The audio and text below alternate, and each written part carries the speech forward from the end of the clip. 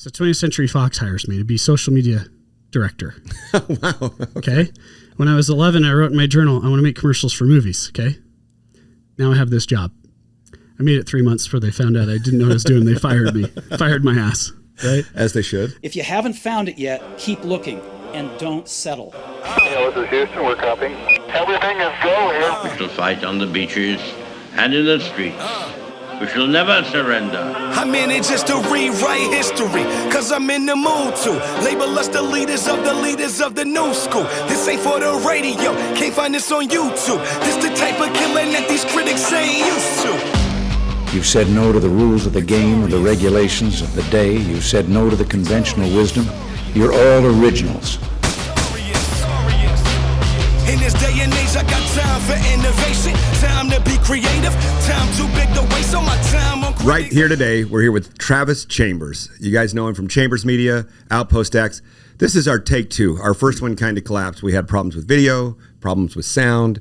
We spent 3 hours. Mostly problems with my brain, really. And mine too. Yeah. Especially after a 3-hour roasting session that we kept having failures. And then we forgot what we were talking about. Yeah, I don't know. Right. So as you guys can see, this is a whole new set. It's going to be a whole new basis. So this one, we're going to be talking business, how to start, how to win, how to fail, because that's something I've nailed. Travis, have you nailed some failures? Dude, I'm pretty good at failures, actually. It's kind of awesome. my forte, actually. Me too. It's like check. That's something I go for because I'm good at it. You know I love there's the peaks and valleys. I just seem to really like the valleys. It seems like it's easier to hike along the bottom. It feels safe down there, and there's a lot of easy eating grass. Yeah. There's some rivers to drink from. Yeah. Flat places to sleep. Yeah, I just get to just beat myself up a little bit. It's great. It's awesome. Just sit there. There's a lot of place for the tears to flow. Yeah. Right. But I mean, without those valleys, you don't get anywhere. You know, and most people aren't willing to go in the valley. Ever. Mm-mm. They just want to stay in the valley. It's easy eating. What they want is a $300,000 home with a small mortgage and no risk. And 32 hours a week now. And some Fox News or some CNN 2 hours a day. Any news, anything that's mainstream. That's what they want. They want to drink that Kool-Aid all day. That's what they want, man. So here's the deal. So what we want to talk about today is one, Travis Chambers' new adventure, right? That's going to be fun. I'm excited about it.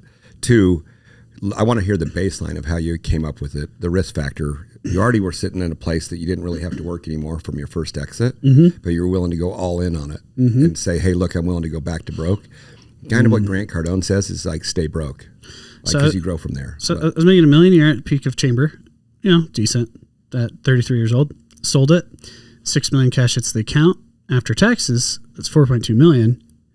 You got to blow $300 or $400 to celebrate. Sure. You set the rest away, you're making $400,000 a year. It's not bad. So I sell this company for $17 million. I get $6 million. Now all of a sudden I'm living on half the income. So $6 million is not really enough to do all the things you want to do. So people are going to frown at you at that. But so why would that not be? My lifestyle is too big, and so I wasn't willing. Problem. I just wasn't. I wasn't willing to reduce my lifestyle. Okay. So I decided to take another risk. And then this risk was Outpost X, building a micro resort in the middle of nowhere in the desert. So what do they know it as? Outpost X. As far as on video, this is the place that looks like... It's the people refer to it. We don't. People refer to it as the Star Wars Hotel. Got it. But basically, it's a 17-unit micro resort out in the random ass desert in Utah, and you show up and you can drive an art car around. You could stay in a cave. You can stay in a dome under the stars. There's a hot tub, sauna, spa. There's a cantina. There's an earth lodge.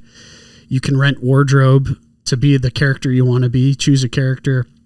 So it's a lot of things. There's a lot of things going on. Right, busy. Yeah. So it sounds like you're an expert in hotel and hospitality. Sounds like I'm a... When you started this. I'm a lower middle class hotelier. That's what it sounds right, like to but me. when you went into this, I mean, you didn't just bite a little bit. You Zero. Swallowed the whole pill. Full send, no plan, no realistic experience. I just didn't want to do advertising anymore. Right. I just was really sick of it. So to give an idea, so because everybody gets rich on Excel and everything takes half as long and costs half as much as you expected. Yes. So then when you initially drew this out on your Excel spreadsheet where everybody gets rich really, really quick, what did you think it was going to cost you? $2.3 million. $2.3 million. And we ended up take at, how long to roll? We ended up at how long a roll? How long did it take? How long did you have calculated it would take to launch to where you were making money? A year. A year. And so you ended up spending how much? 4.3. So and climbing, because a lot of these things are still going on capex because you know that game. Oh, sure. P&L's got to be better. P&L's got to be a P&L. And then how long did it take? Our P&L is a grower, not a shower. I love that. So how long did it actually take to get? I want to get your shirt that says "Show me your P&L" sometime. Show me your P&L. I want to see that. Yeah. Sorry, ladies. Let's get back to it. To the revenue side, how long did it take you to start making money? It took from the 1 year forecast. How long before you got to where you? So we sold the hotel $1 million before opening. We opened a year late, and so from buying the land to recognizing actual revenue, got it. It was 2.5 years. 2.5 years. So again, cost twice as much. Cost twice as much and took twice as long. Because I was going to do 3 units, but then I found out we needed to improve 5 miles of road. I got an easement across the neighbor's property to cut it down to 1 mile of road. But because I had to build a mile-long road, the project had to be bigger to make profit. Got it. And then all of a sudden it went from 3 little Airbnbs in the desert to a micro resort in the desert. And what is a micro With a resort? micro P&L.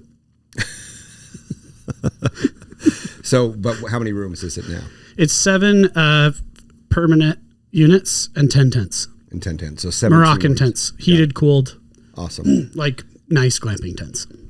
So the model that you're trying to prove here is then going to be expanded to something else. Like, I don't imagine you're not a sit still guy. No. So you want to scale this. Yeah. So how does that look? So we're building a hotel brand. Okay. So notable brands you would know under Canvas Right. in Zion, Auto Camp. Okay. By the way, we have his partner Postcard that cabins. doesn't want to be on camera. So he's going to be a voice that you guys can just get swept away from. Josh is here. He's behind the scenes guy. I'm the dreamer that creates the chaos, and he's the one that makes it work. I love that. And that's the visionary operator combo.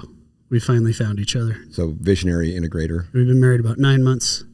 It's been beautiful marriage. we're still in the honeymoon phase. Who's the cute one? I can't figure that part. I think Josh has got he's got some cheeks. We let You got Travis be some on cute- camera. I don't know. Josh has got the backside. He does? Yeah, my family calls Josh Gyash. Yash. My kids call him Gyash And because he has a from? gyat. Do you know what a gyat is? So Gen Z's, the gyat is you got a nice donk. Do you know what a donk is? Your badonkadonk on the back. Yes. Yeah, got it. Yes. Yeah. Got it. Like the song. Like that. Yeah. Yeah. So he has that. He's got a cute tush. Nice. And that's why he's behind the scenes. that's how we get our It's kinda deals. He just turns around and people write checks. And there you go. Anyways. So back to your point Yeah. of like growing this hotel brand, you want to go to multiple places. Yes. And then inside the first lessons, you've got tents, you've got permanent structures, caves, and domes. So what here's- did you find that didn't work? Well, let's go back to your first question. Got it? Which is what we're building is a very unique hotel brand that's based around the concept of an outpost. So I want to ask you a question. Okay. What is an outpost? Somewhere away from something away from somewhere that you're trying to get, or it's a cowboy camp that's away from your main. 100%. The poetic definition is that an outpost is where travelers meet. It's where travelers gather on the edge of civilization. Okay. So you think about Fort Laramie. Right. Or Bridger. You think about in the Silk Road days, the outposts of Genghis Khan's kingdom. You think about the trade between India and Africa. There was an outpost there. So these are places where people from all over these different places meet. There's fictional outposts too, like Mos Eisley in Star Wars. Okay. And if you look at this, the reason I think I became so enamored with Star Wars during this process, even though I wasn't a big Star Wars fan, is because the whole Star Wars universe is built off of this third world planet that's on the outer rim. And it's so far out there, it has freedom still. The Empire doesn't really have control over it. So the romance of Star Wars, the whole reason Star Wars works is because of Mos Eisley, because of Tatooine. And so that's what an outpost is. And the same way Under Canvas has built the American safari, okay? Right. They took the African safari and they Americanized it. Auto Camp is the great American road trip, right? It's Americana. It's an Airstream. There's nothing more American than an Airstream. Right. Right. That's Elvis and cheeseburgers. Right. Right. Exactly. So that's what we're doing. And it's been so freaking difficult, but I believe in it. I believe in it so deeply because Josh and I share this passion where our whole lives, we like going out in the middle of nowhere. You know, when I was a kid, I'd go out in the forest and we'd build a fort. And right. My childhood was rough, really rough. And that was my escape. My escape, my freedom was out there. And so the Outpost brand is giving people that feeling. And there's not a lot of places like that. No, they're commercialized and they're all looking for every nickel. The closest thing to it probably is Burning Man. In the middle of buildings, in the middle of everyone. The station in Antarctica everyone stays at is called Outpost. It's called like Outpost 18. So there's just so much romance, man, around an outpost. And the reason we love these places is because they feel free. And the reason that there's freedom there is because there's also danger.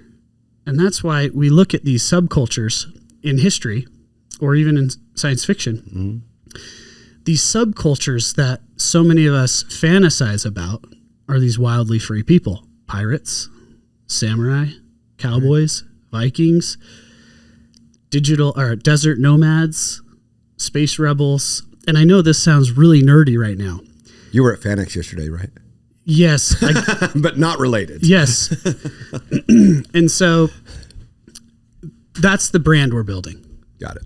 And so I think by this point, I think everyone probably understands what we're doing. That's the vision.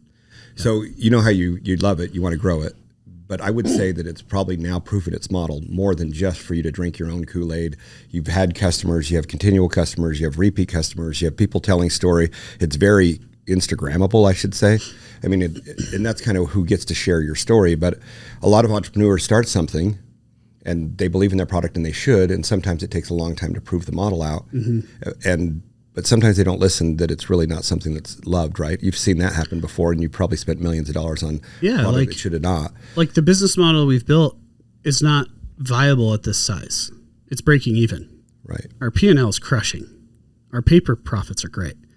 But, a lot of our profits go back into the project. Right. Because that's what you do when you're to building a brand. Reinvest into How many years of Murphy Door was that? Still. You're still reinvesting, rebuilding. Right.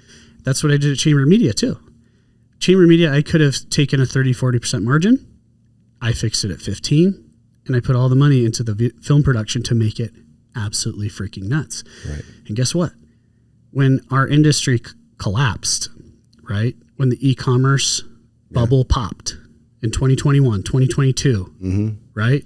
When the online shopping COVID market got saturated and everyone watched Shark Tank and everyone and their freaking mom was selling some widget online, all the agencies except a couple are gone now. And even though Chamber Media is half the size, the brand lives on. Still there. Yeah. So what's interesting, what you just said, like you built something, you spent all your money to rebuild the business. And I'm a champion of a person that doesn't take any money out of the business for 5 years. Yeah. Like you leave it all in. I don't even take a paycheck, or I didn't even take a paycheck. But the thing about you is you don't have to because you're so damn good at real estate. True.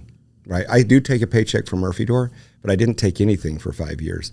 Josh, I waited till we got $5 million in annual revenue before I took any money out.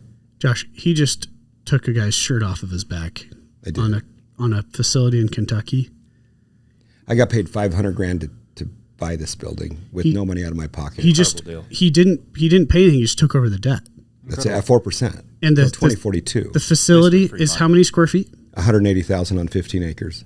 180,000 square feet. 10 megawatts of power. 10 megawatts of power. Generated. Wow. Concrete building. Xerox's old corporate office building. It's perfectly plumbed, wired. He's selling power. It's amazing. And I got paid to do it, $500,000 for about 60 hours worth of work. And he learned all this from Grant Cardone. 100%. You got to give it to Grant. And it's all I did is took his model and reversed it. Right? When I get back to making money, I'm going to get on that boat with you. Yeah, you need to. I think we're 3 months for making money with this strategy that we have. Then you just add 3 months. Right? Yeah, it's so 3 months. So times two. It's going to happen. It's going to happen in 3 months, and then after that, 3 months. Right, as you should. Yes. Right, and there's really a reason why. And I think where I'm going with this kind of question, Travis, is you've been in business twice, right? You've had fortunate to be lucky on the first, not lucky, but successful. Two legitimate businesses. Right. And a lot of small college businesses. Which is, we all go through that. Yep. MMA fights. Right, you've made some good ones there. Yeah. But at the same time, I think we get into business thinking we're going to be successful overnight, and it's just not. My OnlyFans just never really took off. I still consider my feed finder didn't work. Yeah. I tried. Yeah. Peanut butter and jam just wasn't what I thought it would be. They got to see your face at some point. You have to completely sell your soul. I've researched it. You got to give your life over to that. But but what we're trying to encourage here is people need to understand that this is an investment that takes time when you're starting your own business, right? Jeremy, I was wondering if I might close you too on another idea I have today. It's called Only Dads. Only dads. Yes. Oh, good. I think there's a market for it. I think so too. Only dad bods. Yeah. Right. Then there you go. And it just depends on no 6-pack. It's got to be a kegger kind of thing. So how the app works, Only Dads works, is it's just a bunch of dads telling you you're not good enough, and then you pay for it. Oh, that's easy. I can get that from my neighbor. Or sometimes you subscribe, but then the dad's just not there. It's not available. But people just keep trying. That sounds culturally incorrect. Yes. A little bit. Anyway, but the objective here is for people to understand, what is it that we want? What is it that you're going for? What does the patience level look like? What's the time input? What's the money input? How do they do it? Even though I would assume that when you started Chambers Media, you didn't know a whole lot about marketing, but you scaled it and grew and learned and invested and reinvested, right? Do you want to know how can I tell you how little I actually knew? Yeah, that's what I want to know, right? I was a glorified social media poster at Crispin Porter and Boguski. It was the top creative agency of the decade. I was not on the creative team at the creative agency of the decade. I was the $80,000 guy that begged for a job that they let sit in the cubicle. But when I left there, I went to I did this big campaign, Kobe versus Messi, Turkish Airlines, most viral ad of all time. I did all the distribution media for it. Did 21 million in sales. We blew the TV campaign out of the water. 150 million views, 3 million social shares. One of the biggest media campaigns of all time, right? Okay. Guerrilla media. I did it all on $1.5 million budget. So I thought I was hot shit, right? So you can go start your own. All I did was put the vendors together. I didn't know anything. I just knew the right people. Right. So 20th Century Fox hires me to be social media director. Wow. Okay. When I was 11, I wrote in my journal, I want to make commercials for movies. Okay. Now I have this job. I made it 3 months before they found out I didn't know what I was doing. They fired me, fired my ass. Right. As they should. The mistake they made is they gave me 3 months of severance. Okay. That was $15,000. That was the first time I ever had $15,000 in my bank account. There it is. And that was my seed money for Chamber Media. Yeah, perfect. And then I read this book called $100 Startup, and it was 50 stories about people started companies at $100. And I'm like, well, I've got $100. I've got more than 100 now. And a laptop. And a laptop, so we're ready. First year we did $850,000, then 1.2 million, then 1.5, then 2, then 3, then 6, then 14. Sold it for 17 million. And so when I left 20th Century Fox, I'd sell whatever people would buy, right? Influencer stuff. Now, the funniest part that displays how little I knew about this, okay? I've never done a film production. I've never really wrote a good script. I've never directed a commercial. I've never produced an actual real thing, right? Wow. But Nordic Track didn't know that. Crap. You went right for Nordic. So Nordic Track calls me, old college buddy. And this is a guy I spent tons of time helping out for free. Jeremy Neff. Jeremy Neff made my career, okay? Got it. Jeremy brings me in, he believes in me, okay? And I had the social currency with this guy. Put time in for asking nothing, right? So I get in there and I pitch and I say, hey, let's do a $170,000 campaign. And by the way, I wasn't good at creative. I didn't have any ideas. So I called my friend Cameron Manwaring, who was actually good at viral marketing. He just gave me the idea. World's largest treadmill dance. Won the pitch, $170,000. Nice. And then had to just figure it out. Didn't sleep for 3 nights before the shoot, was throwing up, panic attacks, 50 treadmills in a barn, and that thing absolutely dominated. Everything went wrong. The director, Scott Wynn, had celiac disease. He had to go to the hospital. He couldn't edit it, so I edited it myself. Oh, wow. And your editing experience was non-existent? Zero. Yeah. And that thing dominated. The act got taken on America's Got Talent with primetime, all Nordic Track's shit. And by the way, by this time, Nordic Track sniffed me out. And they're like, get rid of this guy. This guy doesn't know what he's doing. He's nuts. But it worked. And so they couldn't sniff you out anymore. We had the case study. And they didn't pay me for 90 days because the Nordic Track is known for the net 90. Right. Sure. Right. So everyone in Utah knows if you work for Nordic Track, it's going to take you a while to get paid. So 3 months later, I was broke because I hadn't gotten paid. Right. But I had paid everyone else. Sure. So I parked outside the vice president's office and I sat there and I called him every 10 minutes, flashed my brights into his office. I have to get money. And I said, hey, I'll be here tomorrow and I'll be here the next day. And the second day of doing that, someone walks out with my check. And say, okay, you're gone. Yeah. I mean, that was down to need, right? So it's just, to your point, it's just like, sometimes you just got to try. Try. Don't do it if you're an engineer or a doctor, but marketing. Yeah, please don't do it if you're in marketing. We're all frauds at some point. Well, that's what Murphy Door was initially, right? I'd never built an indoor. I'd never built a cabinet in my life. Like, I just found a bunch of cool stuff that I was trying to build in my basement on Pinterest. And I'm like. And you were a fireman at this point? I was a firefighter, yeah. Making how much? My take home was $762 every 2 weeks. Oh my gosh. Mm-hmm. So $1,500. So you were a volunteer firefighter? Well, no, I was career, but was volunteering. I put $255 into my retirement. So in every 2 weeks, because I'm like, I have to retire somehow, and I can't save my way. And I know if I bring it into my checking account, I'll never be able to put anything in there. So I had Captain Fife say, hey, look, take as much as you can afford to live off of. And by the way, my house payment, because I'm good at math, at the time was $2,311. And my take home was $1,534. So that automatically, by the way, that's no car, that's no gas, that's no heat, no phone, no electricity, no lawnmower, no nothing, right? You know, all we are is we're just like Elon Musk, but like 70% as intelligent, right? We're the same. He got 190 million off of PayPal, right? He put 90 million into SpaceX. I don't remember the exact numbers, but it was SpaceX, Tesla, and Solar City, maybe? Yeah, Solar City. And he grew it. Now he's the richest man in the world. And it only took him, 20 years? Yeah, see, patience. And was Elon Musk a fraud? Calling himself the chief engineer of SpaceX? Right, that he'd never been an engineer before, but he reads a lot. But here's what Elon does, right? Elon's the best resource aggregator on the earth, right? He knows how to raise money and build a good, loyal team. I've never done that. I've never done a raise. Me neither. I probably should learn because I want to be able to just keep being the chief or the best resource aggregator. Yeah, but raising money can make you really stupid. True. Because you think you're successful and you're not. Well, I think it does two things. One, you become Ty Lopez real quick. That are in the state of Utah, and they don't solve the problem. They plug the problem with more money. Yep. And instead of trying to plug the hole, they're actually tearing the hole. Yep. Right. Then you see them with ping pong tables and whatever pool tables, and then going and playing basketball courts. It doesn't make any sense to me. But at the same time, like our Pure Brand software, this thing is stupid, dude, and it's going to crush. What was the valuation you just got? 60. 60 million on his SaaS play. And that's just the beginning. So I met with one of the GoEd guys yesterday for the state. He's like, dude, what are you doing? Is it pre-revenue?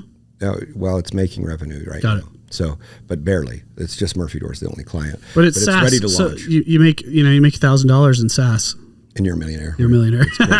So no, but it's more than that. It's done a couple hundred. Yeah. So in the meantime, that's a game changer and it's ready to go live. And it's a Shopify app, but it empowers every single customer that's inside that company's platform to become a host or representative of their product by a true testimonial review platform, like 360-degree review. You can ask the good, the bad, the ugly to our existing customers. And that's what I think is so beautiful about it. And every company fails at that. It's terrible. Like, what does every company do? Google review, Yelp. What does Tesla. every company do? Give you a survey email. Right.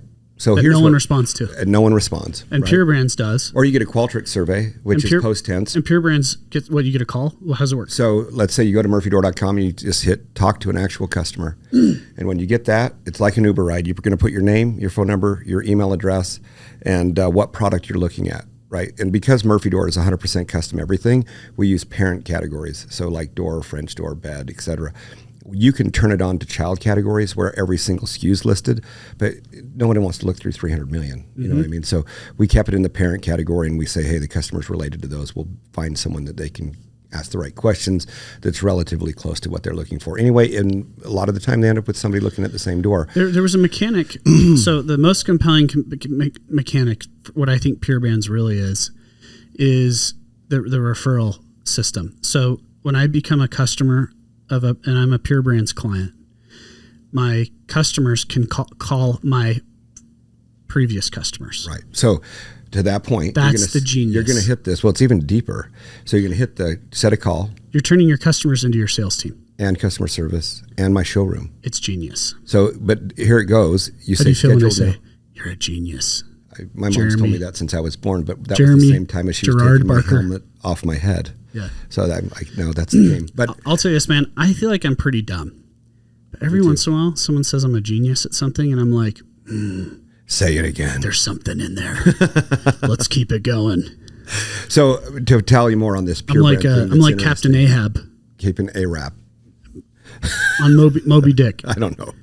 Captain Ahab. Can't read. He keeps chasing that Moby Dick whale. That's what happens. And he goes mad in the process.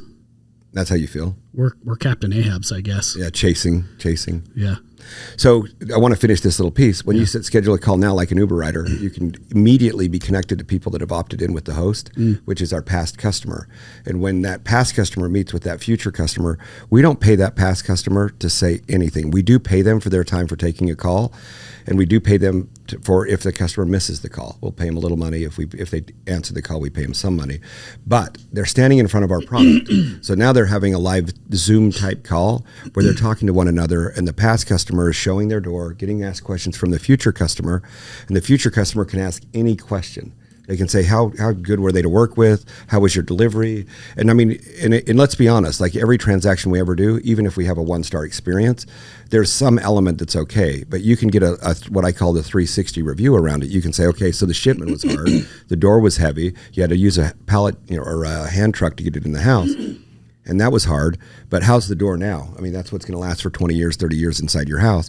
Well, I love the door, but I just wish they would have brought it in the home or whatever. But the customer can understand, okay, they can inoculate the idea of the delivery being easy, but they can also say, or being difficult, but they can also say the door's wonderful. What I love about Pure Brands is you had a problem in Murphy Door that you solved. I didn't have showrooms. The problem you solved is going to be worth more money than Murphy Door. 100%. That's how this works. So even cooler, let me tell you what goes. Go ahead. That's what Outpost is. Yeah, the problem that we get our asses handed to us. Yeah. Building this thing, okay? Bad reviews, early sellout, like you sold out early, took people's money. But it wasn't ready on time. Yeah, but all the terrible things that happened created our new funding strategy and this deployment strategy. So it's like all the worst things that happen in your business are the biggest business element, opportunity. Yeah. Right. And desperation is the mother of invention. And I'll tell you this, when I had a lot of money sitting there, thinking of anything. I was an idiot. Mm-hmm. I didn't have to do anything. That's what scares me. It's like I can't do shit unless my back's against the wall. Remember what I said about what Grant Cardone says? He keeps $40,000 in his checking account at the most, right? And he has to earn it every day. At least he wipes his ass with $40,000. Right. He spends that on a hotel room. But he's like, stay broke. You got to stay broke. Hungry is all he means. Right. Mm-hmm. You got to stay hungry. And if you're not broke, you're not hungry. Like if you're not readily accessible to cash, you can't move. I think all these billionaires are kind of broke. They all are liquid broke. Like even Elon Musk said that. Yeah. He goes, dude, I'm lucky if I have $40,000. Yeah. Right. They got billions of dollars, but where's the cash? It's in the value of their company where they put all their time, effort, and energy. Yep. Right. So, and I think that's what's it. But the other thing, the biggest problem that it solved for us, Murphy Door, in Pure Brand, and I think this would work wonderful for Outpost, excuse me. Outback Steakhouse needs Outback it. Post Outback House. Steakhouse totally needs Pure Brand. Yeah. They'll learn that they have too much seasoning on some stuff. But let's reach out to Outback, see if they want to do a collaboration. To get customer feedback is difficult. Reviews sometimes are just 5-star or 1-star, but then you can't really get a hold of a mad customer on a 1-star. You can, but sometimes they're not just open, they're just single-minded or focused. But I'm like, when we are able to hear take that video and then transcribe it, and then take the pros and cons from the past customer and the pros and cons from the future customer, and then get an action plan from what they've said. So for example, the past customer said the delivery was difficult, the door's hinges squeaky. Future customer said, I can't find this on their website. I was wondering how hard it is to install. We give an action plan to the company, says, hey, by the way, Travis's door is squeaky. He found the delivery to be difficult, and here's the difficulty he had. Future customer can't find this on their website. Make it more prevalent. Teach people how to do this better so they understand how easy the DIY piece is. And then even better. So you think about Qualtrics, it's a post-sentiment survey, right? How do we fix a future problem? Well, this happens live time. So let's say that customer doesn't transact. By the way, the conversion ratio inside a Pure Brand meeting increases your average conversion rate 17,000%. It's not 17%, it's not 170, it's 17,000% increase in conversion rate. So it takes us from 0.24 conversion to 41%. So, and I'll show you the paperwork, but even more importantly, and it's cheap. It's cheaper than a salesperson. We charge a percentage of your revenue that we participate in. So it's a fraction of the cost of a salesperson, 17,000%. And it's a showroom, and you only pay them when they have a meeting, and you only pay, you know what I mean? Like they're free and they're on call. You have a 24/7 sales force and a 24/7 showroom that people could say, hey, is anybody available to have a meeting? Do that. Hey, I got a question for you. Yeah. You know those rock panels that we do at Outpost? The foam ones? The polyurea rock panels? Mm-hmm. There are these 240 square foot panels that we put all over stuff to make it look like a rock cave. Murphy Door owns the interior home space. Yeah. You own a lot of wall space. A lot of the sexy part of every wall space anyway. Yes. I need to connect you with the guy that makes these rock panels. Oh, that would be sweet. Then we could hide the walls, the doors in the walls. I think we could talk about this after, but I think if you integrated these rock panels in your flow, he's manufacturing these things for a few $100. They sell for $1,500, and people are going nuts. Okay. Because they can turn a home. Where are they out of? Texas. Okay. They can turn a room like this into a cave. Sounds crazy. The guy built these for reptile zoos and stuff, but he's barely done any marketing, and he's cranking like 6 figures a month on these panels. We'll talk about it. Okay, I love it. I think it could be this is how it is working with ADD Minds, huh? I think it could be a little bolt-on. You just throw that in your inventory. I bet oh my gosh. Domination. You probably do 10, 20 million just like that. So when you think, going back to this, I'm leading somewhere with this question on the Pure Brand piece. The thought process is now these hosts, right? We've solved a couple of problems. One, I don't have money for a showroom. 2, I don't have enough money for salesmen. 3, it can help with customer service. 4, it helps with product improvement, right? So now I get the feedback live time, pre-spend. Oh, by the way, one more thing. We take that action plan. We take what all the cons were from the future buyer. We build a sales pitch based off of what the problems were. We send that to our outbound team, and we say, hey, use this. This is what you're going to do to solve Travis's questions and to help him close, because we know what the issues are and we can address those right away without kind of doing a bunch of things. But so that was a big problem for us. Like getting feedback on what was wrong with our product was difficult. Like we don't do surveys. We're asking for a review. Well, it's either good or bad, but it doesn't tell us what we could do better. And now we're getting it from the horse's mouth, literally watching it on video. And I'll tell you something, as an owner, when you're watching somebody talk about Outpost on video to a future guest, you're sitting there kind of with your butt clenched. You're like, please don't say anything negative. Yeah. It's like the edge of the seat. The cool part is the company owner, you'll be able to log in as Outpost and say, hey, what are these customers saying? What could we do different? What was something that was bad in their experience that we could improve on? What's something they love that we could capitalize on?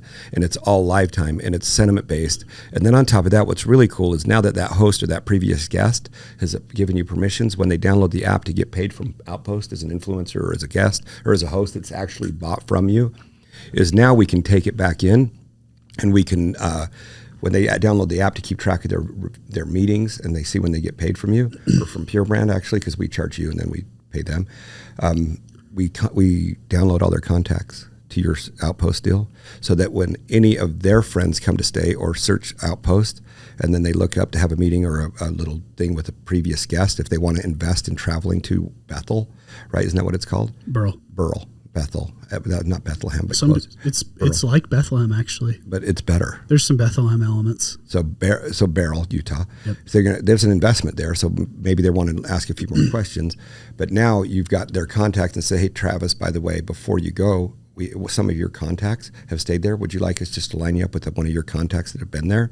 So now you got friends selling friends. And Warren Buffett says that the best product you could ever care, or best business model, is an MLM.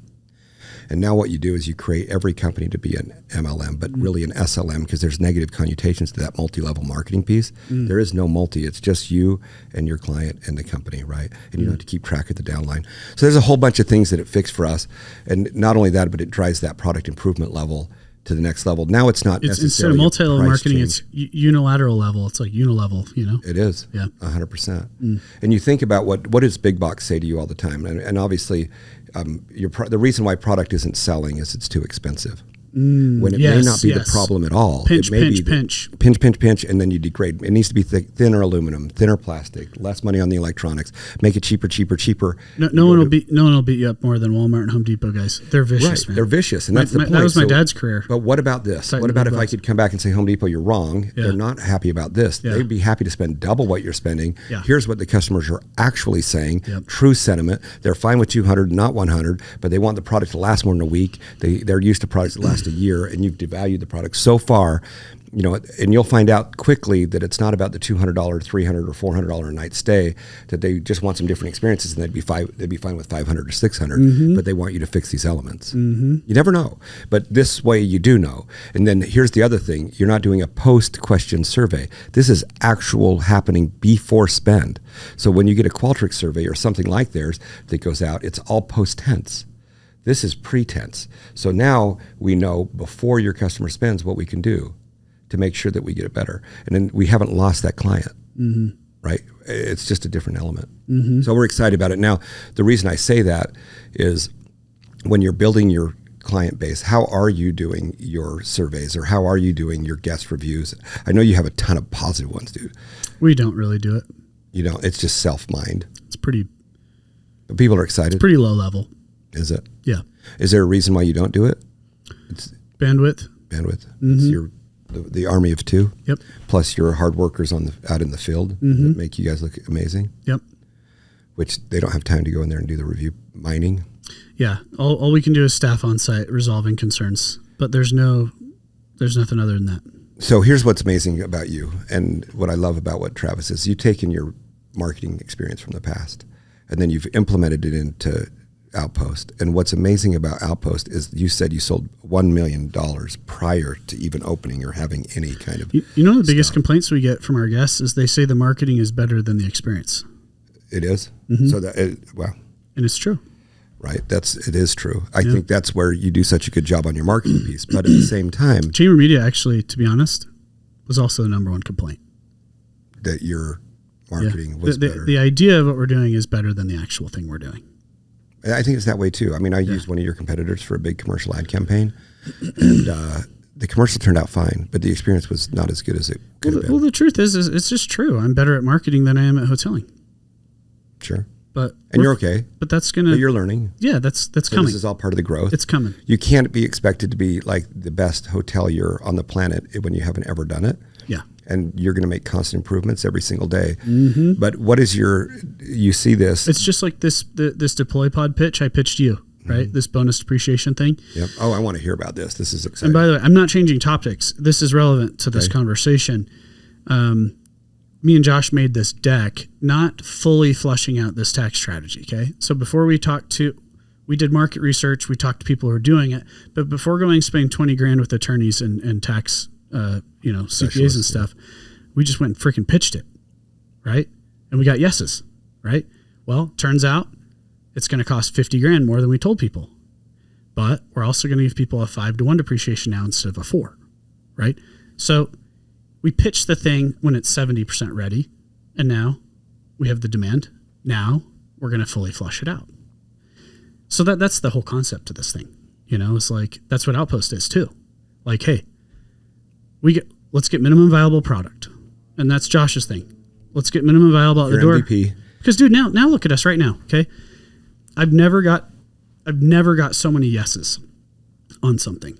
Hey, if you put a $200,000 deposit on this villa, we'll give you a note for $1 million. We'll sell you this room for $1 million, but you're only gonna pay 200 grand a deposit for it. Whoa. Yes, I'm in. What are the details? I don't freaking know. We'll figure it out. We'll send you documents when we have them. Right. But now we know it works. So now we can do it. Right. Yeah. But see, that's the out of the box thinking. But I also haven't taken anybody's money.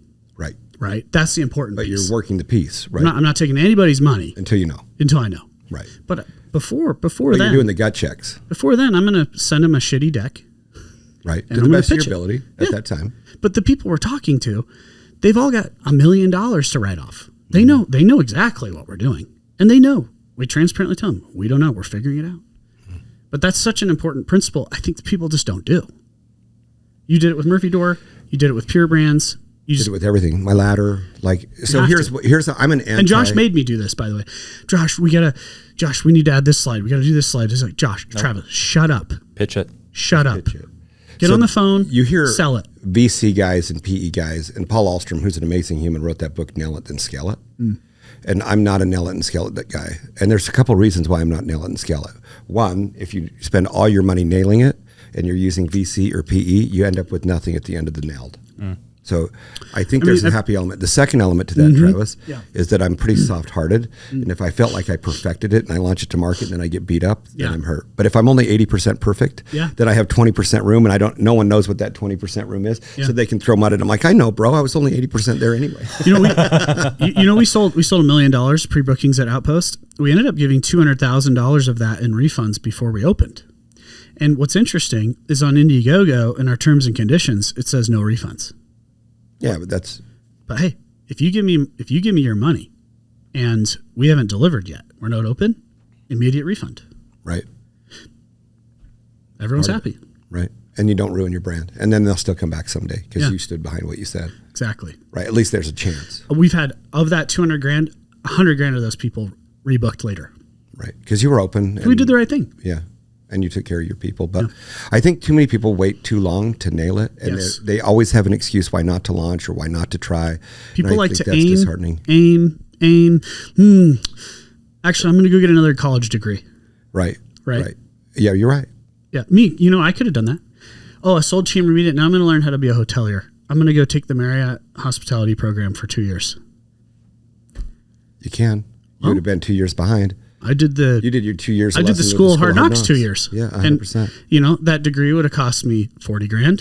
Instead, you made money. You built how much equity? Instead, I wasted $1 million. That's right. In that 2 year period, you wasted $1 million. But you know what would have happened? You wouldn't have been as good. I would have spent $40,000 on the degree, and then I still would have made $1 million mistakes. Sure, because they wouldn't have taught you anything about. And then this it would model. be 5 years later. Right. You know who drives me crazy is the I'm gonnas. Who? The I'm gonna people. You know what I'm going to do? Yeah. Hey, can we have a meeting, Travis? I want to visit. Here's what I'm going to do. Yeah. And then they come back 2 weeks later and say, you know what I'm going to do? Like, bro, what about the first I'm going to? Well, I killed that deal. Yeah. Well, I thought that idea was great. This idea is stupid.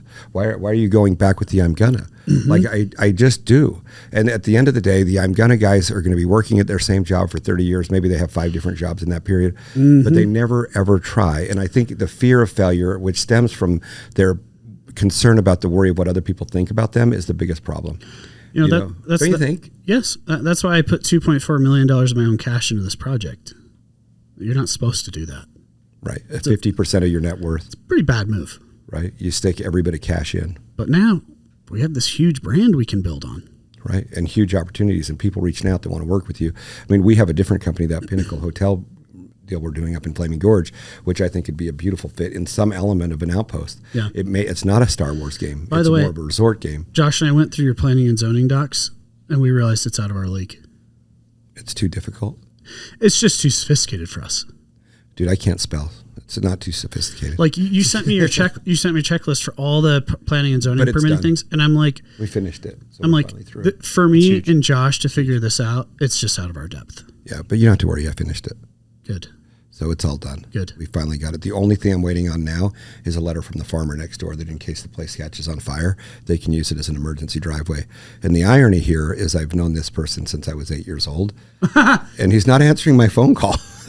So I'm like, I think he knows, and I don't know that he wants to let me have a road through you a little bit. And I don't know. I shouldn't fault him. He's an old cowboy, and it is what it is. We need to just run into him at the grocery store. So that's my weekend trip. I'm going to fly up to my buddy's getting married. He just told me a guy that was never getting married again post his last divorce.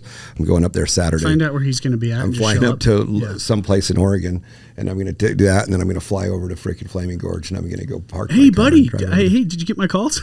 Yeah, did you get him? Like, I was just wondering, man. do I still have your number right? Hey, man. Hey, speaking of which, you ever thought about getting some? You want some Murphy doors in your house? Yeah, I give you a couple. Like, yeah. How much money do you need? Hey, do you ever need a plane to go somewhere? We'll fly you wherever you want to go. Yeah, man. When's the last vacation? Do we want to put X Air? I wanted to say the last name there for a second, but I better not. Yeah. Like, do we need to put that on the side of the plane for whenever you want to go somewhere? Hey, do you want 20 nights a year at Pinnacle?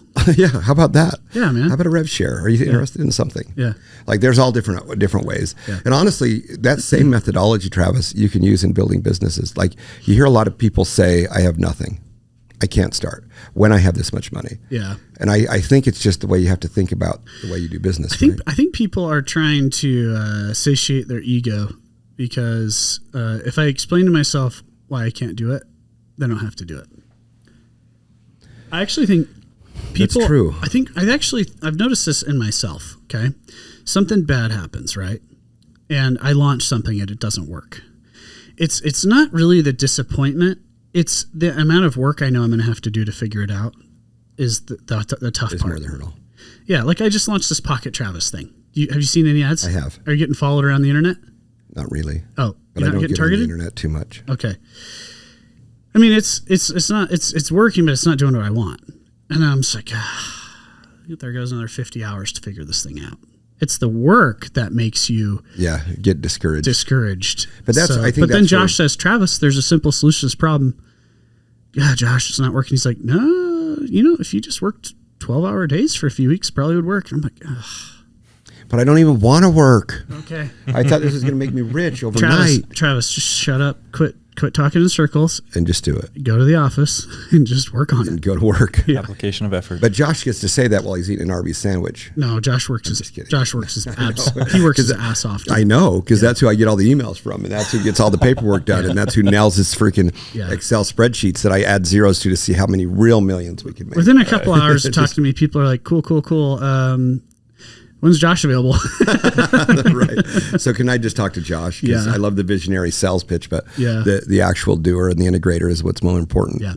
Those are the hardest to find, right? Yeah. It seems like there's a lot of visionaries out there, but a good integrator that can be aligned with the visionary, like in that Rocket Fuel book a little bit, like Traction, they talk about it. But it's easy to read and it's hard to understand until you get in the middle of it and you're trying to find integrators to put that vision to play, and it's a lot harder than you think. It's like, hey, this is a great plan, Travis. Where's the spreadsheet? Where's the cost? So how does that money get made? Okay, we'll get you a spreadsheet. So I did the same thing with Pure Brand. So the whole model of what that is, and then everybody's like, well, how do you make money? I'm like, oh, I haven't done that yet. Yeah. Like, how are you going to charge per seat, per customer, per host, per this? I'm like, yeah, I don't know. Yeah. So I'm here telling people about it. Like, but what's the revenue stream? I'm like, haven't put a model to it. All right. So are you ready for the deploy pod? Yeah, let's see the test deploy pitch? pod. Let's go. Okay. This is a test pitch, right? Okay. So all the way through. All right. So Jeremy, explain to me what deploy pod is. So baseline for. Well, no, let's do the pitch. We'll do the pitch. We'll do the pitch. Okay. Right. Like we're on the phone. Jeremy, you know how horizontal development is just a pain in the ass. Oh yeah. You know how it just 3 years of it. Takes 3 years, planning and zoning, absolute pain in the ass. By the time you get done, you're 3 years older, and then you're just starting to get the thing open. Well, thanks a lot, government. We just went through that.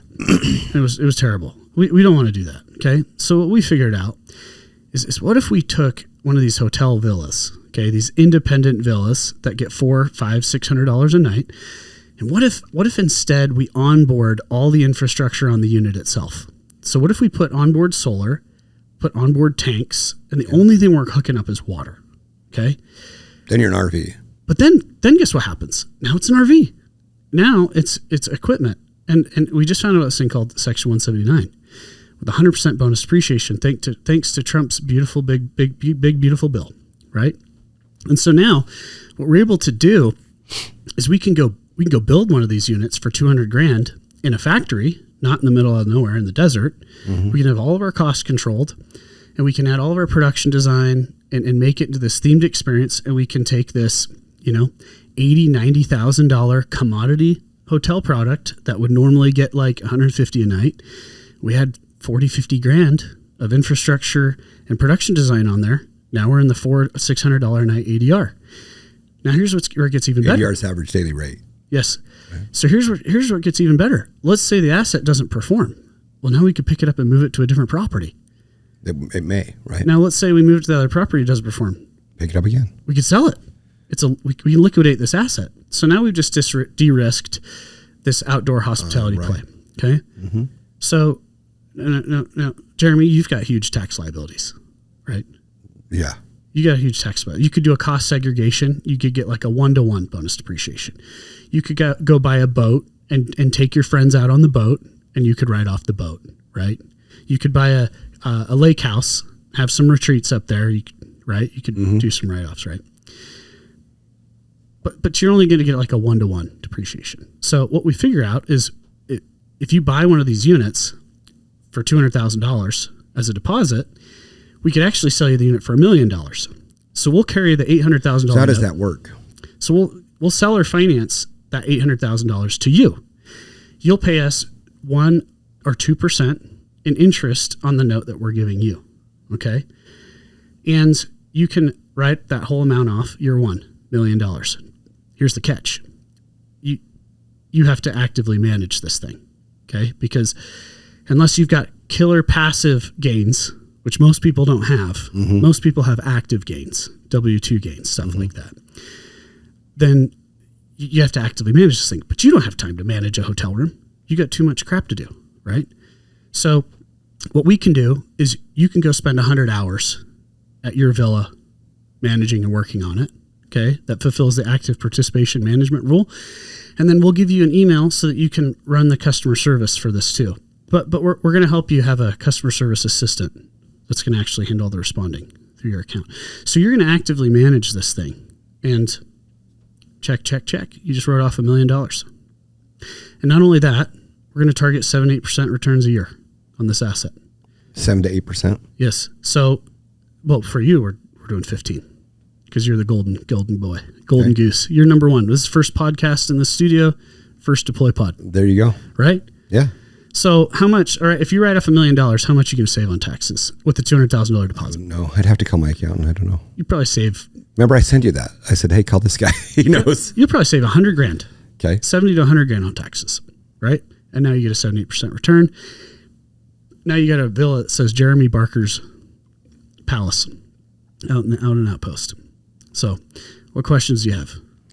Well, you sent me the deploy pod. Yes. Right. I guess the main question would be, it went from 150 to 200. What were the changes?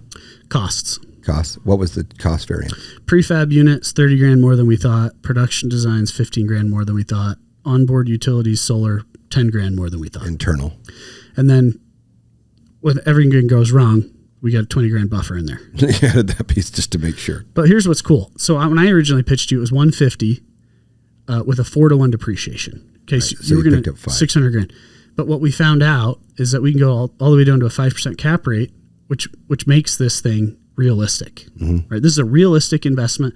You have actual real economic risk that you're taking in an asset that actually makes money. So what is the deploy time? 3 months. 3 months from the time you go in to get to the road. We'll have this thing done by January, and you'll stay in your unit before then. So in January, what's the average time? Who visits in January into these Outpost X places? For guests? Yeah, for guests. When's the guest time pickup? Oh, yeah. We'll have these open to guests by January. 3 months. Do people go there in January? What is that? We're sold out all winter. Are you really? We're sold out 4 months in advance. And you're always sold out? Always. Perpetually sold out. We get 100 million views. Yeah. Sell out. Like our conversion rate on views to bookings is like 0.001%.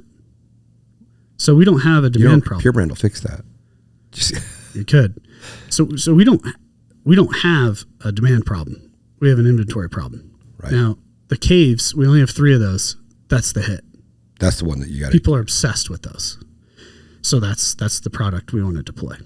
So in the cave, are they going to be a unit just like that's caved? Mm-hmm.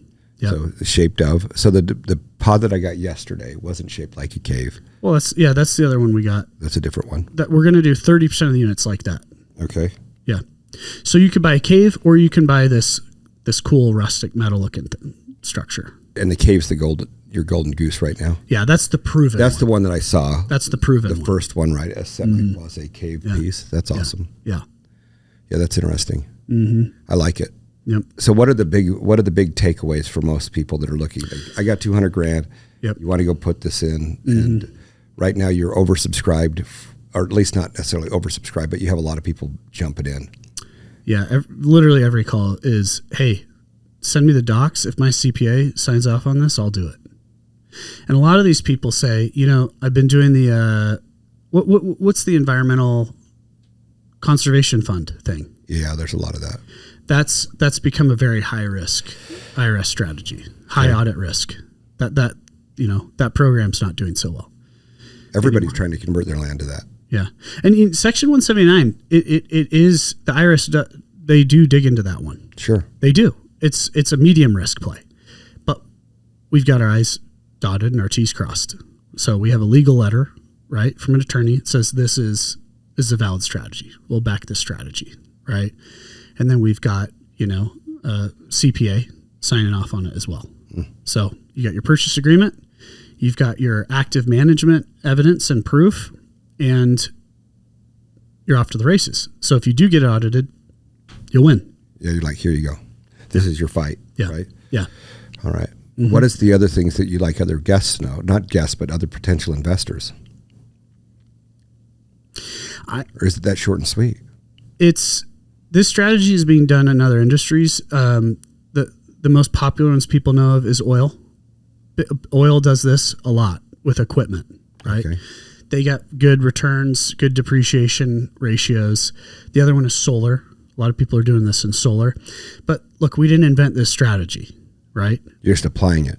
We're just applying it to hospitality, right? And there's a few prefab builders that we know that are deploying thousands of units a year to do man camps at oil fields, right? So this is a pretty defensible strategy. There's people doing $100, $200 million a year in revenue with this strategy. And they were even doing it back when bonus depreciation was 60, 70%. So it's a vetted strategy. We're just doing it in hospitality, right? The difference here is you own the asset, right? You own a hotel room. And that's cool. It's cool. No, it is cool. So what I'm thinking in my head, of course, as you on the side is how would you apply something like that to the Pinnacle where it's a condo hotel where we're selling the rooms and you rent the rooms out and manage it? So you can't do it on a fixed on your current structure because it's a permanent structure. It's a real estate asset. So if you wanted to do this at the Pinnacle project, you have to use something on these deploy pods. They've got to be equipment. And this deploy pod strategy is how you make it equipment. So let's say this, right? Maybe you have your Pinnacle real estate asset, right? But maybe you're going to do villas on your property, right? And maybe the villas are deploy pod type things. Are deploy pod. So here's the beauty. Now, this is more about us than the investor, but the exciting thing for us is now we can go acquire glamping projects outside of national parks. And we're going to deploy 10 to 13 of these things at Outpost X by the end of the year. But next year, we're going to do 150 of these things, right? So what's your capacity to build? The company you're working with, what can they do? So we don't have any capacity issues on the prefab manufacturing. We've got two manufacturers that are both doing over 1,000 units a year. Okay. They can crank this out. The bottleneck is the production design. We have no problem cranking out the production design. And by that, I mean the facade.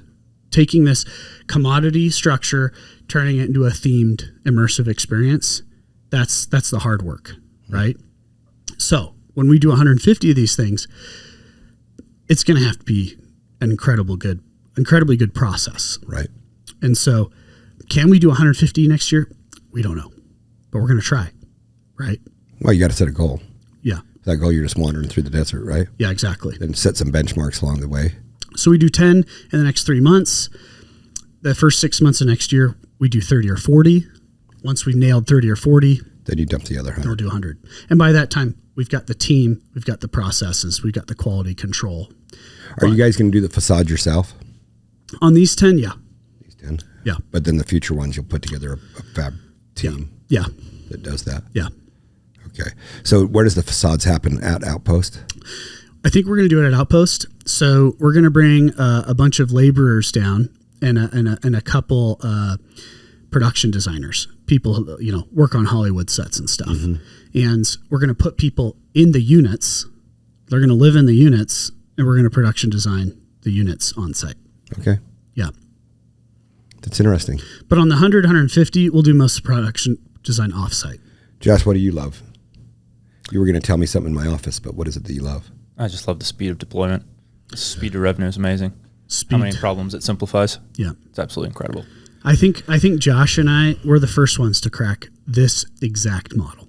Okay. Solves all our problems. Yeah. It solves all our problems. There's going to be problems that we find out along the way. Sure. That are going to be really painful. Well, we will. But this takes Josh and I from doing one horizontal development every 3 years, right? That are like 30 or 40 units. And now we can do 100, 150 units in a year. Which is pretty interesting. Yeah, it's exciting. Right, because right now we have Pinnacle planned for 153 units, but it's forecasted like a 4 to 5 year project. Yeah. Because, just the short seasons that we have in Daggett County and their scalability as a city, right? Because it's a heavy impact on their infrastructure. You got sewer, water, gas, all the stuff that comes in, and it's a small town. Yeah. Figured this town has 250 full-time residents, right?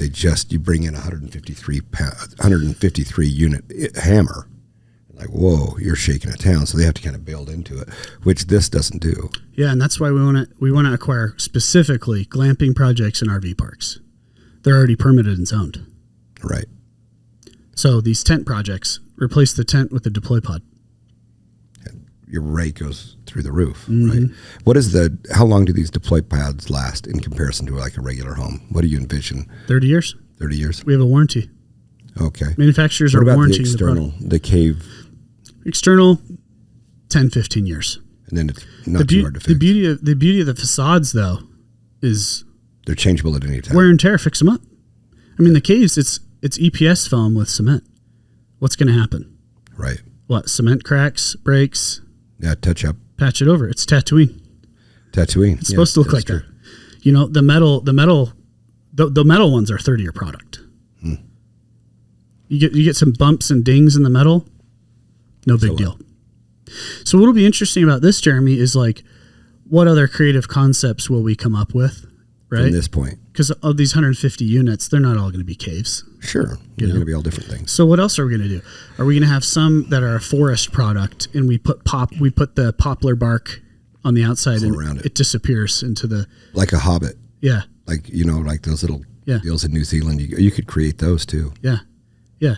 That'd be interesting. So we put lipstick on a pig, turn it into experience. That place does, that little village in New Zealand does like $55 million a year. It does? I've been there, stayed there. Me too, $55 million. You did? It was crazy. Yeah. So I asked this little farmer, a sheep I did not know it was doing that much. That much. And they could do so much better with like their gift shop. Yeah, 20-30% of that's going to the studios. Yeah. That was the deal though. They could do that studio as a tear down. And he said, if you want to do it, you have to do permanent, and I get to keep it. Guess what we heard from Disney? What's that? Their lawyers love Outpost. And you're not infringing. Their whole licensing team knows about it. And of course, we probably got turned in multiple times. We've had multiple licensed apparel brands shoot at Outpost, and they are licensed with Disney, with Star Wars. They had to get licensing, so they've determined that we have no infringements. And they see us as inspired by, and they love it. Wow. So you're not concerned about Disney anymore? No. Well, have you ever thought about licensing with them? You talked to Jason about potentially doing that. I thought about it. It's like 15%. Here's the thing, though. Disney has never licensed a hotel brand. Interesting story. Right? Walt actually sold the rights to a hotel brand for all the hotels around Disney parks. Did you know that? I did not know. It took them 30 years to get rid of that. That's part of the reason. So they could bring it back home? Yeah. It's part of the reason Disney has not gone heavy in hotels around their parks. And to be honest, hotels don't make money like a theme park does. No. Yeah. Hotels are difficult. Hotels are low margin, pain in the ass. They are. I've learned. I have 21 rooms, and it's hotels, it's a tough model. Yeah. And I talked to a guy, I won't say his name, but this guy owns 20 different hotels in the Greater Zion region. Dude, he's got 80% occupancy, and his NOI is 20 to 35%. How's he doing it? Because he's good at it. Because he's good at it. And Well, he's I also suck at it because my NOI is 20 to 30%, but there's a minus sign in front of those 20 and 30%. Yes. So it's a little backwards. Yes. Yeah. You know, so yeah. who knows? This guy, he's doing the bucket list. You know Garrett Gee bucket list family? Mm-mm. You never heard of those guys? Mm-mm. They're huge. Massive. They're out of Utah. I guarantee you've seen their stuff. Okay. But he just launched a signature bucket list hotel brand with these guys. This guy's he's just a master. Josh and I aren't masters yet, but we will be. And he's older, so you have time. Yeah. You're 21. You have time. Yeah. Right? Yeah. Well, that's awesome. I'm excited. I'm excited for you. I'm excited to see. We've been talking now a year on Outpost. Oh, we've pitched you how many different things? A lot of different ones. A lot. But what's great is you pivot. You don't like after a little while as you go through you build up the idea. Yeah. You're like, that's the thing, but you stay on mission. Yeah. Right. It doesn't have to be the carry through. But what I think most people fail at is they don't want to. They quit after they kill their first idea. They don't just reiterate to find something that really matters. And so then you wonder about what's their passion level and their persistence level and then their experience, you know what I mean? And patience. Yeah. Like these are all the things that matter, the P's, right? Yeah. You got passion, persistence, patience, all this stuff matters. Mm-hmm. And then everybody, again, that's kind of an old adage, but you have this, you see what people make at the very end. They don't see that freaking long game. Yep. The long game that it takes to see the win is so hidden and so ignored, but then all of a sudden people are having to be in the long game and they're like, dude, this is what I wanted. This is all what I wanted. Well, we pitched you a Moroccan village in Moab on leased land, and you said maybe. Well, then that lease deal we were trying to get fell through, and you didn't like that deal. You weren't feeling it. It didn't feel right. Yeah, I think this is the third thing we've pitched you. Right? I think the third thing we've pitched you. And the other one was Puerto Rico or something. In Puerto Rico. Yeah. You're like, I don't want to be in Puerto Rico. Yeah, just foreign scares me a little bit. You know, the only people who want to be in Puerto Rico are people that have been to Puerto Rico. Are residents of Puerto Rico.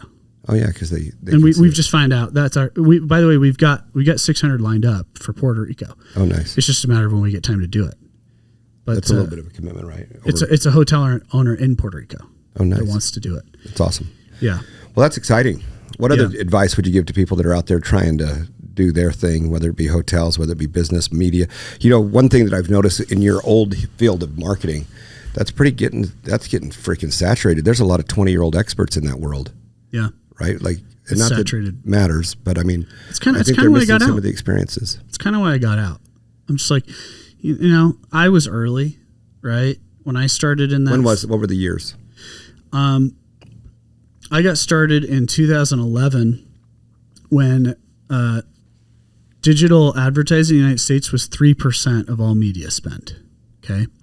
We get to 2015. I've climbed the ladder in the media world, and I chose digital because I knew I would leapfrog 20 years. So when I was at 20th Century Fox, you know, I was one of the most knowledgeable people in the room at 25 years old because I was native to it. Well, now digital spending is most of advertising spend. And I sold at the very peak. I sold in 2021, September, the highest valuation month in American history. That's the month I sold. So I sold at the top of that industry. And I was like, there's too many people in this game. Even then. And now it's over the last 3 years, it seems like it's a magnitude greater of people. The other thing too is I'm like, AI is going to do all this stuff. Within a year from now, AI video will be indiscernible from live action. It's getting really good right now. It's scary. So it's like I'm not needed in this anymore. So I'm going to go do blue collar stuff. I'm going to go build. That's where the next 6-figure jobs are, right? That's where they all are. No one my age is willing to go swing a hammer and build real stuff. So let's go build real stuff. Let's go figure it out. Yeah. You know? It's a good pivot too, coming from white to blue. Yeah. And you'll see that's where the money's at. That's where the new money's at anyway. It is. Because nobody wants to do it. Yeah. And it's like all these roofing guys are selling to private equity, just dominating. Right. They buy a roofing company. It's doing $1 million a year. They take it to 10 million. They sell it for 30, 40 million, and they do it over and over and over and over again. They wait for the private equity to kill it, and then they buy it back and do it again. Right. So, but me and Josh are excited for the Tesla bots, because when those things come out, then they're building your stuff all over. They'll build our stuff. I put my name on a list. Yeah, we'll see.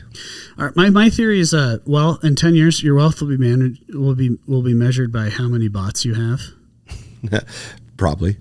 Or, if we're being honest, they're probably not going to sell us the bots. They're going to lease them to us. Right. Why would they sell them to us? Why would they sell? It's They're kind going of to like lease what them. John Deere tried to pull on everybody, right? Did you see that? Yeah. Where they were saying they didn't really sell you the tractor, they sold you the technology. How many bots can you lease? How fast and how good are you at keeping them on track? I'm assuming that's going to be the future. Right. I do too. Yeah. Pretty interesting. So yeah, man. Okay. This deploy pod thing, it's really exciting. We get like a little bit of upfront margin on it for our operating cash flow, which solves the slog of real estate development where you don't make money till the very, very, very end. Right. Just early. We get a little bit of margin up front to cover our ass if things go sideways. And there's no debt. How's the investor insured? They get the deed of their insurance right away? Is the asset. So, but then there's that 3 month lag from check to asset. Yeah. So what does that look like? I think we're going to just tell people we got to get paid in full because we have to go so fast. Yeah. But what is the guarantee for that gap? I don't know. I have a unique experience I'll share. What should be our guarantee? I don't know. You tell me. What recourse? What recourse would we give you? Hey, Travis, I'm going to write you $200,000 check. If this thing doesn't deploy in 3 months, I'm not going to be compliant with it being in service, right? Right. So you have your deadline measure. You could get screwed if we fail. Right. What should be our recourse? I don't know. We'll have to workshop that. What is that? Like complete refund? What do you do? Like, I mean, the easiest recourse is that it's like not 100%. It's like 70 or 80%, and then you pay 20. I think there's some targets. Like I think you have some benchmarking. Like this is obligated. This is obligated. I think there's like, hey, if you're the funnel between us and the deploy pod people, then there's like, hey, what does that look like? Here's the money. This is where the money's at. This money's over here at deploy pod. Now you have the asset percentage. We'll probably just have to do one or two milestones. The only thing I'm concerned about is what if people don't get their act together and pay it quickly on the milestone? Then we're stuck with the bag. Well, I wouldn't say milestone checks. I mean, you can still do the 200. Yeah. But I think there's the things like, hey, here's the breakdown. Yeah. We're going to immediately send money to deploy pod at this much money. So at that point, you have the asset here. So this is where the money is. How about this? We've carved $25,000 margin, upfront margin for gross profit. Okay.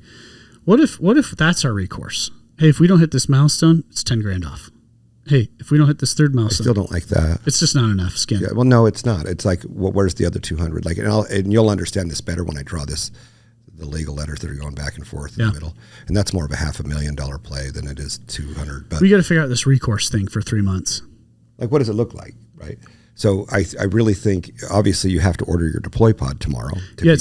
How do we make we're not going to take your money and screw it up and waste it, mess it all up? I don't know. Yeah, that's the question. I haven't been involved enough on the initial transaction to build that out. I think, but it's like, hey, I think that is the biggest. When do you write your check to deploy pod, and what's their payment requirements? Does that make sense? Like you're obviously going to have to order the piece to be ordered and to be built in time now. Yeah. Right. So you're going to get your upfront margin. That's great, and I understand the need, and every business should be that way because that's how we grow faster. But at the same time, when you take the check, then obviously you go 200, 25 here, this 100 and whatever goes over here, and here's the money sent. This is Barker whatever, right? It's Barker Properties Hotel 1, That's right? transparency. Right. It's just like, here's your sheet, here's the invoice. What about this? What if our recourse is we guarantee the return? But it's still back-ended, bro. Yeah, true. It's not front. What if we guarantee it with Outpost X existing property? You could do that on the bridge, but what's your hesitancy on doing it on the deploy pod deposits or payments? I'm not following. So when you write your check to order your deploy pod for them to make it, right? Yes. What's the hesitancy of saying, hey, look, here it is. This is yours being built. Money's been sent. None at all. That's exactly what we should do. Oh, that's easy. Do you see what I'm saying? Oh, that's easy. Right, but that's the breakdown. It's like, here it is. Hey, here's your invoice. Here's your paid in full. There's this step. This is a progress point. Oh, that's easy to do. That's all I'm saying. It's like, what does that Just look visibility? like on paper? Right, and it should be. That's easy. So you're like, here's how it is, and then you have your benchmarks on the backside for your profit. On this date, we're going to send you a photo and video of the unit in construction. On this date, we're sending... Well, even before that, here's your money. Yeah. Here's your order. Here's where the money Here's went. your order number. Got it. Here's this. Yeah. Here's the finish date. Yep. Here's your, because again, you can't control whether deploy pod makes or hits or misses their deadlines. Yes. That's out of your swing. Yep. But then you can hold them contractually liable to deadline dates, and then have whatever type of recourse you have inside that can then feed back to the investor. Yeah. Right. And then you come back. I mean, there's just these bridges that you have to make, these benchmark points. And this is where I'm so frustrated. I mean, if we really are aggressive on this, we would just go get a 20% bridge loan. Well, why wouldn't you? Right. That's the point. But I mean, just a bridge loan on like LOIs. Just have it backed. You could. Or if some guy just had like this insane line of credit with his bank that would be willing to do that with us and make some interest. If we knew a guy like that. Yeah. That could make a call. Really quick. Yeah. Yeah. I know some people. I know some people. What a guy. So, but at the end of the day, I think, but what I'm trying to structure here is there's 2 points to this conversation. One, there's one that you're trying to build. Yeah. Two, that there's also investors that may only have 200,000. I think that's what's appealing. Like, it's truly for an investor. If you're a firefighter, a lot of those firefighters have saved their money to 200,000. They're looking for step 2. Mm-hmm. Like, this is a achievable enough and entry level enough investment that could pay them higher than they're going to be getting in other places, and also start to learn the investment strategy. And I think it feels safe. They're a lot more hesitant than you're going to find with a standard investor. Yeah. So if you have these insulatory components that say, hey, and I'm talking to the camera here when it says, look, when you're doing investments and you're trying to structure your security, like there's scared money doesn't make money, but smart money can help preserve your money. Yeah. So when you're saying, hey, look, Travis, I like the old concept, $200,000 check. That's great. Now, what are your benchmarks to make sure that I don't just write you a $200,000 check that you go execute something on, and then all of a sudden I'm sitting here with this big question mark, and then you come back, it's like, well, dude, you didn't give me deadline dates. We don't have any benchmarks. We don't have any obligation. You're your investment. You get this cost seg. You get all this stuff that you need, but we don't have any promises. Yeah. So that's where dumb money gets stuck. So for me, it's like, let's build a smart strategy, and you're going to be held accountable to benchmarks. Yep. Of course, I'm strict. Like, I have fun Jeremy, and then I have business Jeremy. Yep. And business Jeremy is not nice Jeremy. No. Do you know what I mean? No. And it shouldn't be. Nope. Because it's like, look, you're trying to build your family wealth, you're trying to build your family wealth, and I'm trying to build my family wealth. And you can do all three. Yeah, no favors. You really have to do this very, very calculated, and you have to do it in a way that we all create a win, but at the same time, you and us get the same accountability in the aspect of, look, your money was good. We pulled a trigger. Your word was good. Your money was good. This went. I said I would do this. Here's the example. Here's your invoice. Here's your receipt. Here's the deadline dates. They said it'll be completed on X day. I'll give you some checkpoints. We'll get you follow-up emails. You're going to be CC'd through it. Okay, guess what? Now it's delivered to Outpost. Here's the other risk point. It lands at Outpost. It sits there. It's cold. It sits. It delivers on 12/30. Great. Well, how come it's March 1st and you guys haven't put the cave together? Yep. Like, oh, well, we got 10 at the same time, bro. Yours is down the line. Yeah. Well, okay. Well, we didn't say that when we made the deal. Yep. Like, where are we sitting? When is my completion date? And if you miss the date, then now your early, to your point, early profit piece on the front end gets diminished, right? Because I think at the same time and maybe it doesn't get diminished that strict. Maybe it's diminished by you start paying the dividends out of that 25,000 missed dividend commitment. Mm-hmm. Yeah. It just bleeds out of that 25,000. Yeah. Like, we will not miss your dividend payment no matter what. Yeah. And so even if your unit's not done, we are going to go to a committed 100% and 90%, whatever the occupancy rate is, times 15% forecasted revenues equals. We're going to bake into the backup plan, actually. Let's say we don't get the unit on site in time. You can go visit the unit at the factory. I agree. Right? Yeah, if you need to personally do it, or you can do a Zoom call with it. Yeah, right. We're gonna have you swing a hammer for Well, I don't want to build on it. I paid for it. Just kidding. Right. That's the deal. You know what I mean? Here's the exciting part, Jeremy. We've pitched this to just 15 leads from just a couple posts. Right? We got one of the largest short-term rental funds wants to cover the whole thing. One check, whole thing. We've got a prefab manufacturer that wants to hop in, write a check for the whole thing. And then we've got a tax advisor firm that wants to cover the whole thing. We got 3 options for one source on this whole thing. And what would be your negative on that? Some of them want a lot of margin. They want a lot of margin off the top. Sure. Some of these. So that's what we're figuring out. But is a lot of margin as scary as like buyer and exactly 12? Exactly. Like it's, Yep. And it's that's what we're weighing out. Right. Yep. So it's like, look, it depends on scalability. I think if you run that leg further than just one, and you say, hey, if it goes from 10 to 150, I think I would run that measure all the way down to see what the cost benefit or cost reward benefit is. You know what's really cool about it though is if we do the one source, I get to go to all these people that have said yes and say, hey, I'm really sorry. Yeah, it's a FOMO. But we had one guy take this whole thing. Can we count on you for next year? Yeah. Will you put a deposit down in February, March? Yeah, there's a FOMO piece. Yeah. That's a big thing too. Yeah. Like, and we're playing that same thing. I mean, we have a lot of people on the Pinnacle side. FOMO matters. I mean, we've got a couple guys that have been wanting us to write us, $400,000, $500,000, $600,000 checks. We're like, hey, we thought we were ready. We're not ready to take your money yet. So, dude, this has been awesome, man. It's exciting. Thanks for workshopping this. Look, we did it in an hour and 17 minutes. Beautiful. We can make it. 3. Where are we going? Provo? We got time. We're going to make it. What time do you have to get there? 2:30. You better freaking throttle. We're meeting with a prefab company that wants to. We're taking somebody's plane. They want to. Yeah, right. Take the plane. Yeah, right. Yeah, there you go. They want to supply all the units. They want to help us buy the glamping. They want to do the whole deal. All right. Well, get it.